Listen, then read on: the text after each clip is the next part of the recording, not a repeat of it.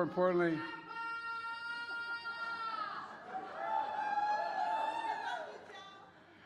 well, thank you for that introduction and for your courage, if you're back there, your courage and to share your story.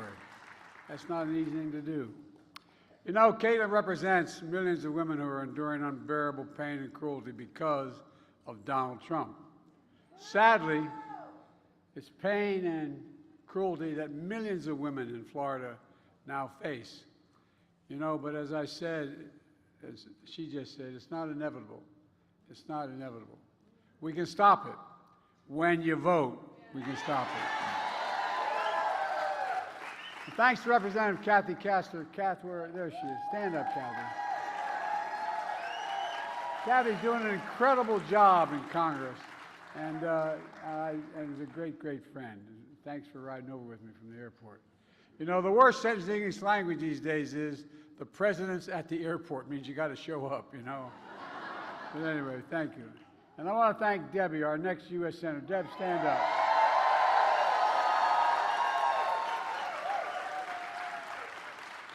As one senior senator years ago when I was a freshman running for re-election in the United States Senate said to me, he said, "I'll campaign for you or against you, whoever helped the most." It's really important you win. This is a critical race. Debbie's running against Rick Scott, who wants to sunset Social Security. I think the voters are going to sunset Rick Scott.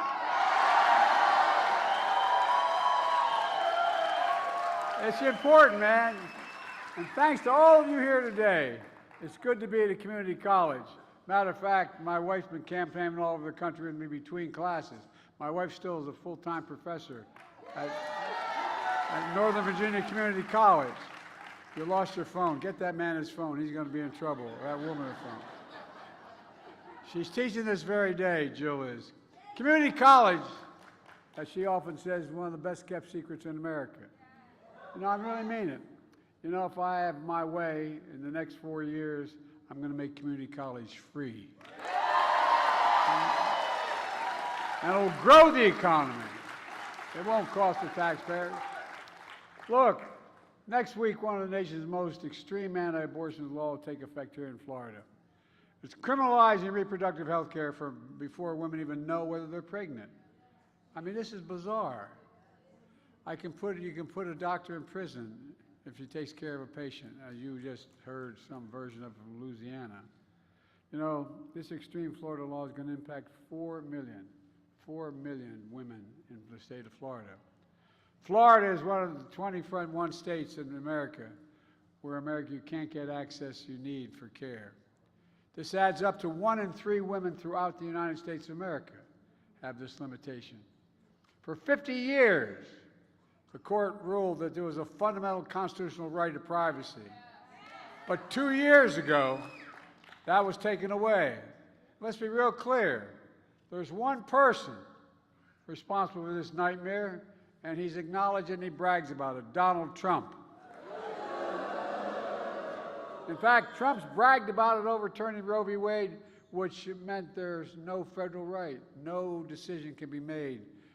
All those decisions are made at the state level. A lot of people don't even know that and don't focus on it. So every state can make a decision. Well, you know, now Trump says the law is, quote, working the way it's supposed to. Trump goes on to say individual state laws are working, his words, brilliantly. Brilliantly. It's a 6-week ban in Florida. It's really brilliant, isn't it? Even before women know they're pregnant. Is that brilliant?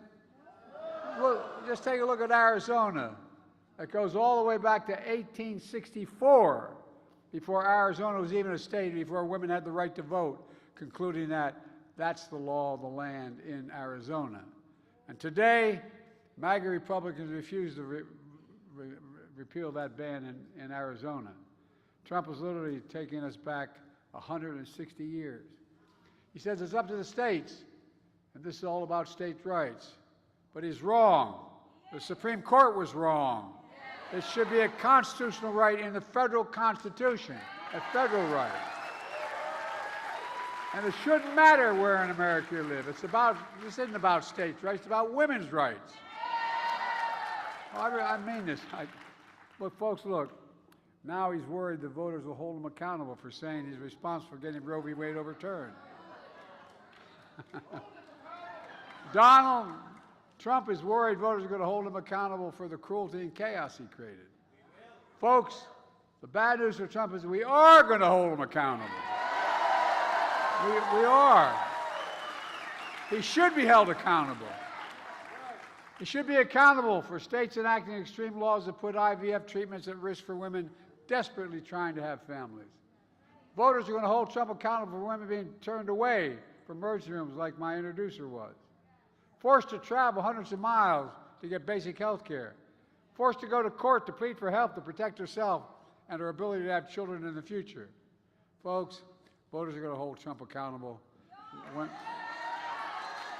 When women are told by extreme politicians and judges to wait, get sicker and sicker, to the point where your life is determined and be in danger. Pregnant women in America are at risk, particularly black women in America.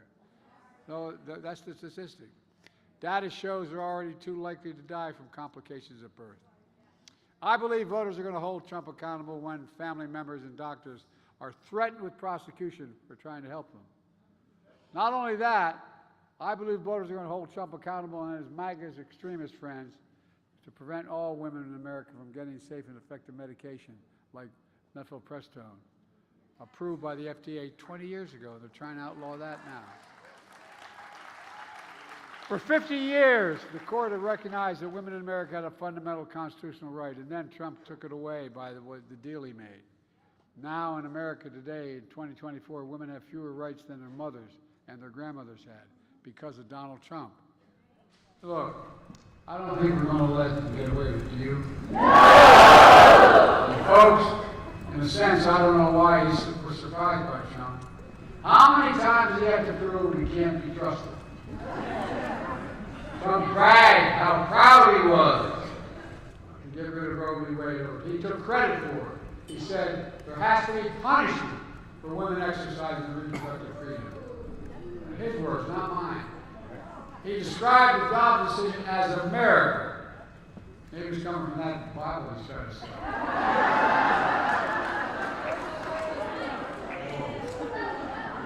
I was on the Bible to see what the hell's in it. Folks, it was no miracle. It was a political deal to get rid of Roe v. Wade. Deal. Political deal he made with the evangelical base of the Republican Party. To look past his moral and character, they look past his moral and character flaws in exchange for his commitment to appoint justice to the Supreme Court who would overturn Roe. Don't think he's making a deal right now with MAGA extremists to ban nationwide abortion in every single state, because he's making it. In fact, the MAGA majority of the House of Representatives introduced three separate bans to ban choice nationwide in every single state, based on each state. These bills have overwhelming support of Republicans in Congress. But know this, as long as I have the power of the presidency, it's never going to happen.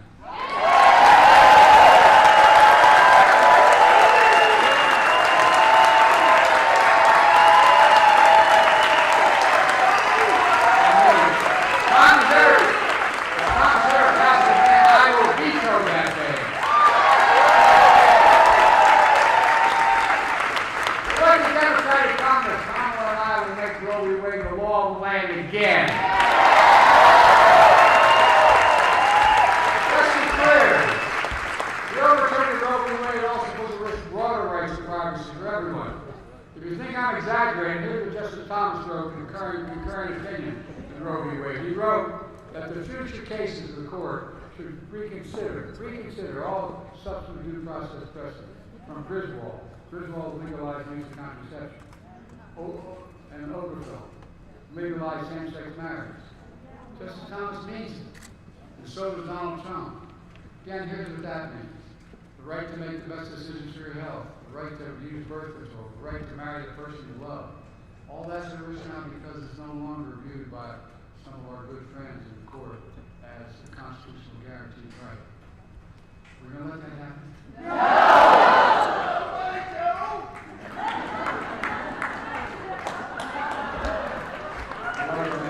come with me. Folks, the extreme laws passed as overturning Roe v. Wade have no place in the United States of America. But what does have a place in America is your voice.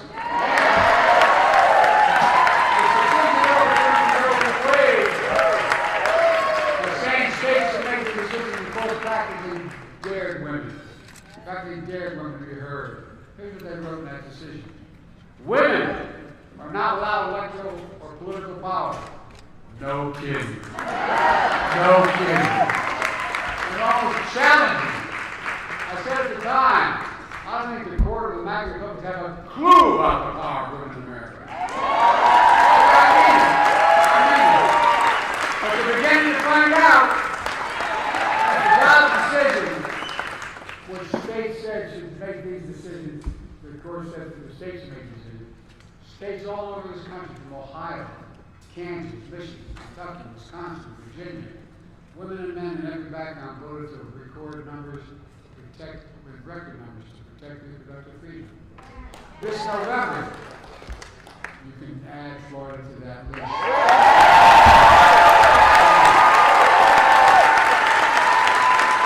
Are you ready to do that? You got to go to vote. Are you ready to take freedom?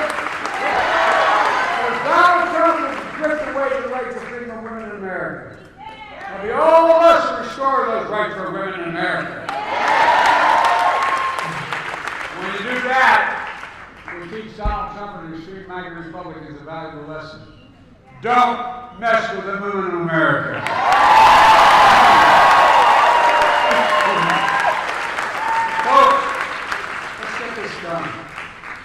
Go to JoeBiden.com, sign up, get involved. I know you all in this room are involved. Talk to your family and friends. Organize your community. Register voters, get them out to vote. Old-fashioned way. Pick them up on election day calls. You need to ride to the poll. Let's remember who we are. We're the United States of America, and there's nothing beyond our capacity if we work together.